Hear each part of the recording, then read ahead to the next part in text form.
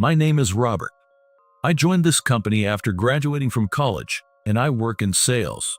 That said, I just recently joined the sales department, so I'm still not used to the job at all. Originally, I was working in accounting, but I was suddenly transferred to sales. Robert, starting next week, you'll be in the sales department. The details will be explained by the head of sales, so just go there for now. Wait a minute, isn't this a bit too sudden? Shouldn't there be some kind of explanation and preparation before a transfer like this? We usually handle it that way, but this time, there's a bit of an emergency, so we had to make this decision. What kind of emergency are you talking about? It's strange enough to be suddenly transferred, so I need an explanation. I believe the head of the sales department will explain the details of the emergency as well, so please wait until you meet with them next week. It's really inconvenient to be told this out of the blue. I was just getting used to my jobs in accounting. I don't want to be transferred to sales. This is an order from the HR department, so as long as you're with this company, you'll have to follow it. If you refuse, I'll have to report this to upper management. I don't want it to go that far, so I'll comply with the order. I appreciate that. We really don't want to use forceful measures. Later, I was told that the accounting department had too many people, while the sales department was short-staffed. But I still don't understand why I was chosen. Moreover, I had explicitly stated when I joined the company that I was not suited for sales. Yet somehow, I ended up in the sales department. As I expected, I'm really not suited for sales at all and haven't been able to achieve anything. I do feel a sense of responsibility, but I can't keep up with the requirements. The head of the department often complains about this.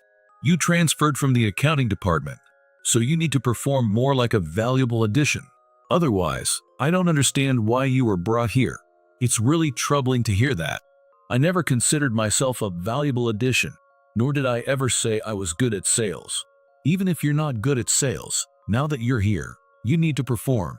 Otherwise, we'll have to send you back to accounting. I actually want to go back to accounting, so I'm perfectly fine with that. I never wanted to do sales in the first place. You're getting paid by this company, so you need to properly do the work assigned to you. Otherwise, you won't make it in the business world. I was suddenly told to be a salesperson, and I haven't been able to accept it smoothly. Besides, I haven't been taught anything because everyone is so busy. I'm not making excuses, but we're really busy right now, so we can't teach you. Instead, you're being allowed to accompany the sales team, aren't you? You say to learn by watching, but without verbal instructions, it's really hard to understand. If you can't even learn by watching, then you're really useless, Robert. Why did HR send someone like you? I'm sorry for not being able to perform. As you mentioned earlier, since I'm getting paid, I need to deliver results. When I said this, the head of the department seemed to realize they had gone too far and suddenly became quiet. Maybe they are just too busy and overwhelmed, and deep down, they might be a good person. Since I had always been in the accounting department, I never had a chance to talk to Mr. Johnson, the head of the sales department. So, I have no idea what they're like when things aren't so busy. I thought that was a problem, so I decided to talk to my colleague, Mike, who has been in the sales department since we joined the company. If I do that, I might be able to understand what the head of the department is saying. When I invited my colleague to lunch, they quickly agreed, probably because they were also stressed from the busy work. You mentioned you wanted to talk about something. Is there something bothering you at work?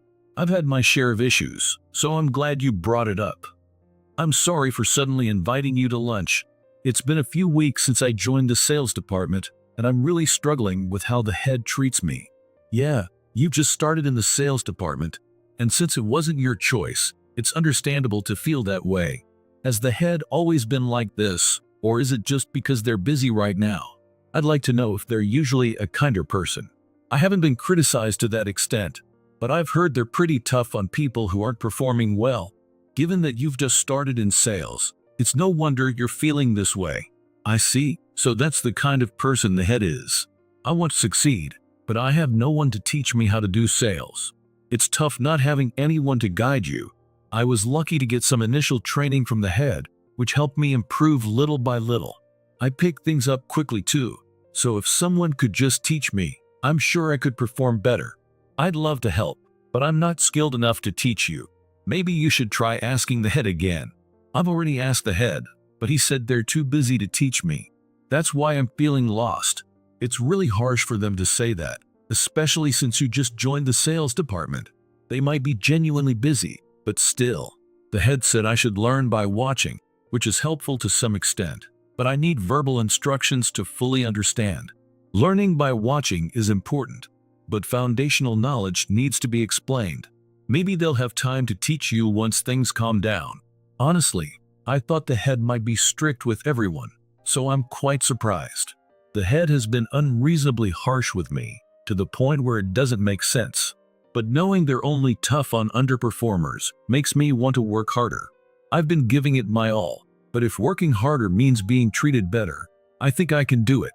If I can focus more on my work, I believe I can achieve better results. If the head is kind to those who perform well, I'll strive to be treated kindly too. Can I ask for your help if I get stuck? Of course, you've decided to give it your all.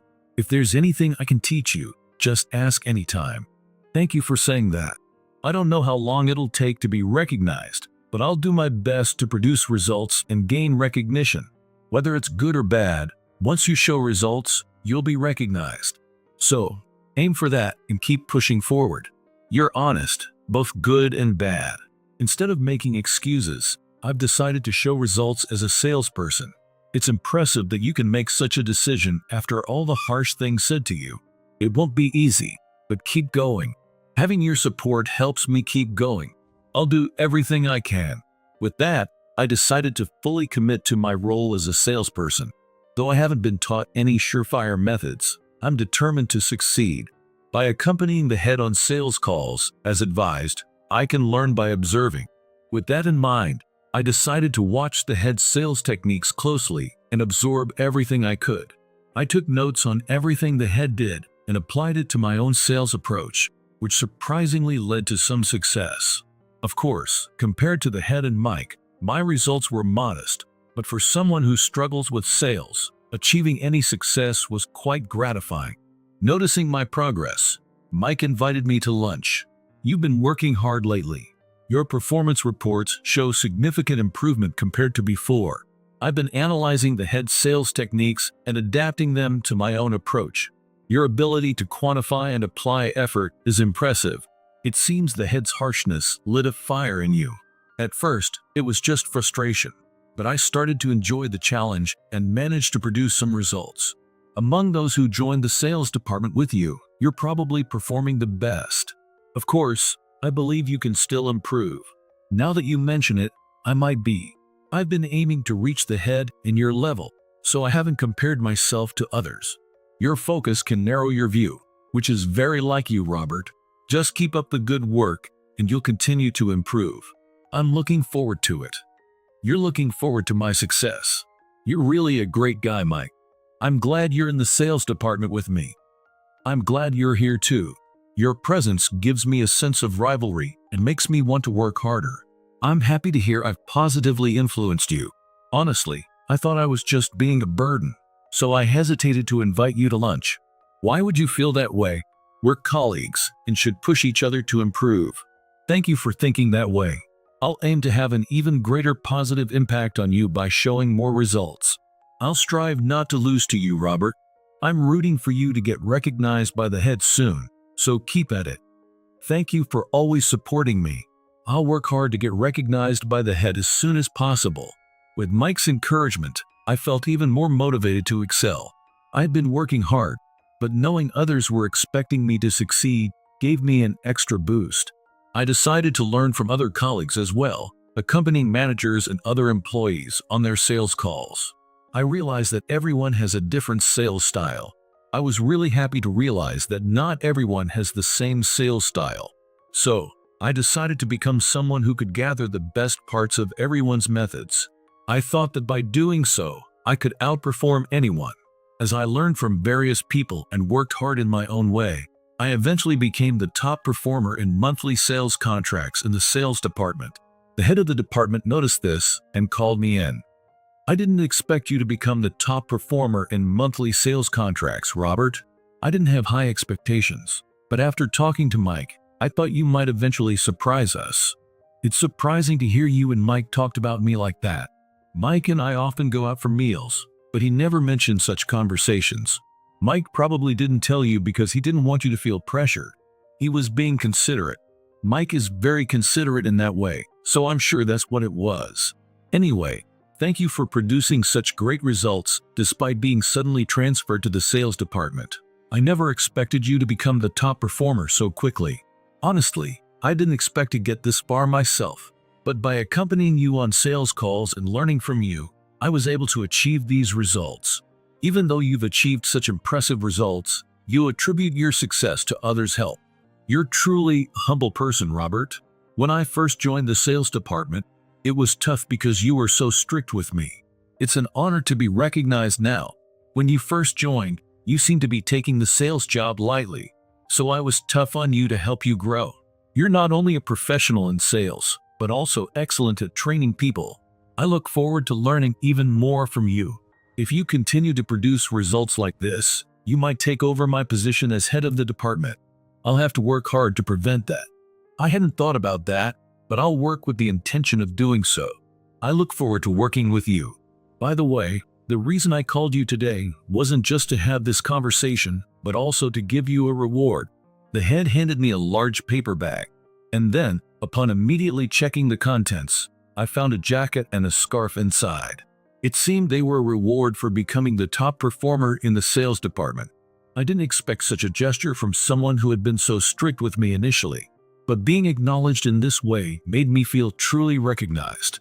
If producing results could earn such recognition, it made me want to work even harder. I thanked the head and accepted the jacket and scarf. Since I wasn't sure if this was a common practice, I decided to ask Mike about it. I received a jacket and a scarf from the head. Is this something you get for achieving good results? And should I give something in return? Yeah, becoming the top performer in sales means you get those items. But the head is known for not accepting anything in return. I see. It's a traditional thing. If I can't give anything in return, I'll just have to produce even better results to repay the gesture. In our sales department, it's customary to receive such items for being the top performer. The best way to repay the head is indeed by producing more results. I was surprised to receive this as soon as I became the top performer. When I was called in, I didn't know what to expect. You probably have some trauma from the head's harsh words when you first joined the sales department. Yeah, now that you mention it, I did think I'd hear something unpleasant. So I was really surprised when I got the jacket and scarf. I've received one before too. They're quite expensive, so you should take good care of them. Also, it's customary to wear them to company events. I'll make sure to use them for important meetings and company events. Thanks for letting me know about the tradition. I didn't know about the tradition and wore a regular jacket I bought myself to a company event. The head scolded me for not wearing the one I received. Thanks to you, I can avoid that. But since there are no events for the next few months, I'll save it for important meetings. That's a good idea. The head will be quite pleased to see you wearing it. So I decided to wear the jacket and scarf from the head only on important days. However, since important meetings weren't frequent, I didn't have many opportunities to wear them. After receiving the jacket from the head, I didn't have a chance to wear it for about a month. Then, a significant business meeting came up, and I decided to wear the jacket. However, it was snowing heavily that day, and I hesitated to wear such an important jacket. But I figured this was the perfect occasion to wear it. So I gathered my courage and put it on. Wearing the jacket to the meeting gave me a boost of confidence. As a result, I successfully closed the deal. I truly believe the jacket had a positive effect.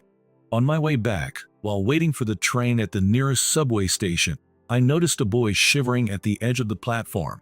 He looked unwell, so I approached him out of concern. "What are you doing here? It's snowing heavily today. You should head home quickly, or you'll catch a cold." "I want to go home, but I got separated from my friends and lost my wallet. I can't get home." "That's tough. Do you think your friends made it home safely, or should we try to find them?" "They have their phones, so they're probably on their way home. I don't think we need to look for them. Do you have a phone? If you need to call someone, you can use mine. Do you remember your home number?" "No, I lost my phone too. Actually, I lost my entire bag with everything in it. And I don't remember my home number. So you can't contact anyone. You can't stay out in the cold like this. Here, take my jacket and scarf. It was sunny when I got here, but now with all this snow, I didn't know what to do. I lent the boy the jacket and scarf the head had given me, even though they were very important to me. I couldn't bear the thought of the boy being in danger. He immediately put them on and started to warm up. I also bought him a hot drink from a nearby vending machine. Thank you so much. Without my phone and money, I didn't know what to do. For today, I'll lend you some money to get home.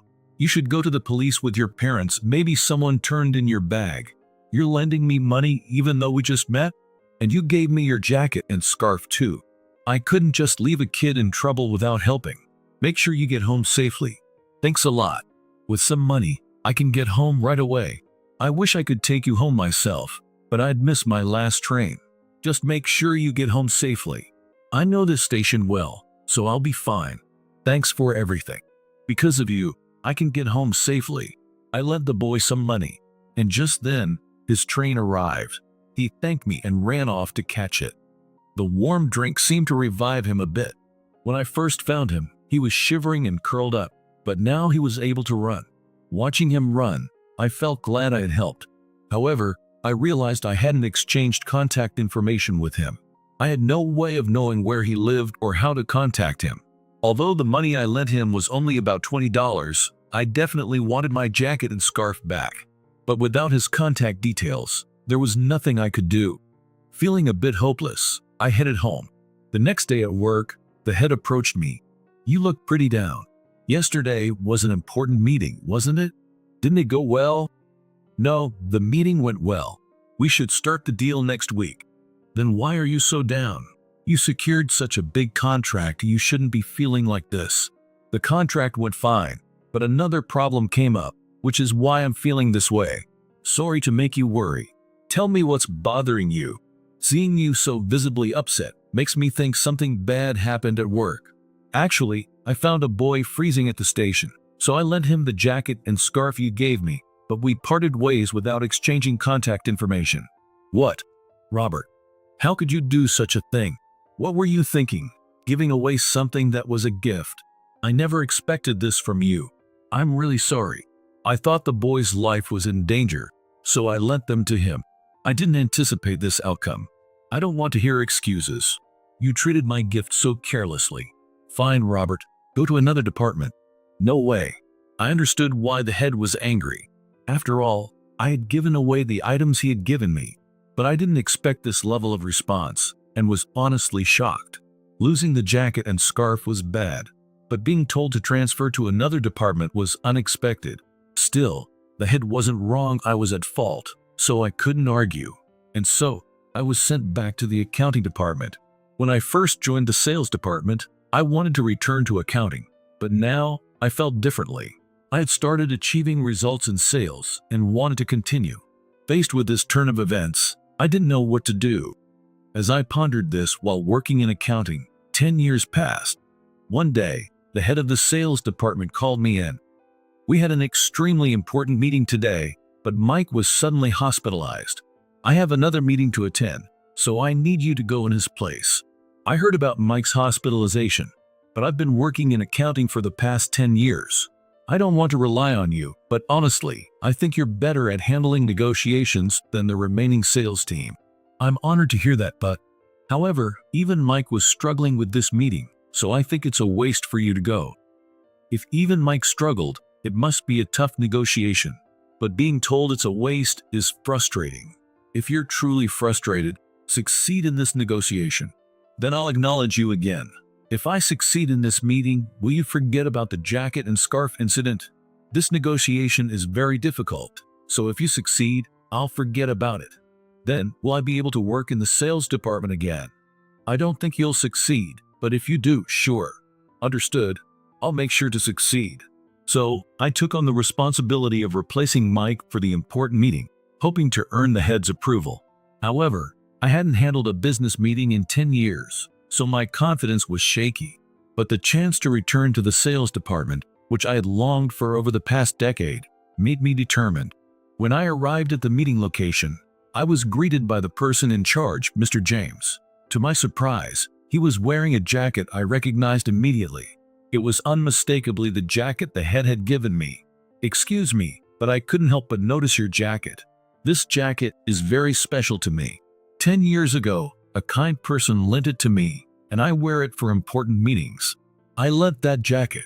I was the one who helped you on that snowy day." "It was you. Now that you mention it, your face does look familiar. You've changed a lot since then. You were just a kid back then, and it's been 10 years. I never expected to meet you again. I've always carried both the jacket and scarf, hoping to return them someday. I never imagined it would come to this. I'm so glad we met again." Mr. James turned out to be the boy I had helped. The jacket was a custom piece, one of a kind, so I knew it had to be the same one. We reminisced about that day, and the meeting went smoothly. Thanks to the connection from that day, we were able to finalize the deal, and because I was his lifesaver, we were able to secure the contract. If I hadn't helped that boy back then, none of this would have happened. Thank you so much for saving me back then.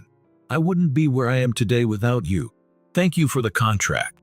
I believe this is fate, so let's continue working together." After saying goodbye to Mr. James, I returned to the office. When I informed the head about securing the contract and getting the jacket and scarf back, he was overjoyed. Securing that contract is amazing, and getting the jacket and scarf back is incredible. How did it happen? Actually, the person in charge of the meeting was the boy I helped. He trusted me because of that and agreed to the contract. So you really did help the boy. I thought you were just making excuses for losing the jacket and scarf. No, I genuinely helped him at the station. So, in a way, it's thanks to you that the meeting was successful. Even after how harshly I treated you, you still give me credit. You're a good person, Robert. It makes me feel ashamed of myself. Helping the boy was the right thing to do, but losing the jacket and scarf was still my fault. Your reaction wasn't wrong. No, Robert, you did the right thing. I treated you terribly. I'm deeply sorry for that." The head showed sincere remorse. I was completely caught off guard by this turn of events and didn't know how to respond, but it made me feel better to see him reflecting. I should apologize too for losing such valuable items so suddenly. You don't need to worry about that. The real fault lies with me. I'll take responsibility for my actions. What do you mean by taking responsibility? I tend to act emotionally and harshly towards my subordinates. I think it's time for me to leave the company. Please don't say that. I think you're a great leader. Please continue teaching me about sales. Why would you say that? Because of your guidance, I grew and became the top performer in the sales department.